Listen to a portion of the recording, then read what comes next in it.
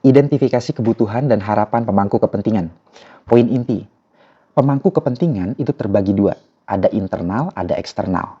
Yang pemangku kepentingan ini memiliki tujuan, harapan, dan kebutuhan langsung terhadap satuan kerja tersebut.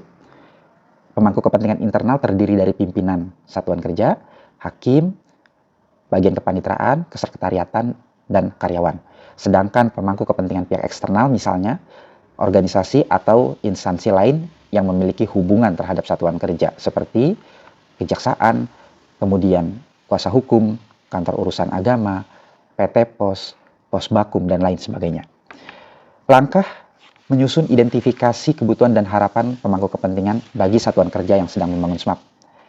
Setiap satuan kerja harus menyusun kebutuhan dan harapan pemangku kepentingan dan itu harus didokumentasikan dan melibatkan seluruh bagian tadi. Bagian internal dan pihak eksternal. Usulan pribadi saya. 1. Untuk mengetahui kebutuhan dan harapan pemangku kepentingan, rekan-rekan satuan kerja dapat menggunakan metode survei atau metode wawancara.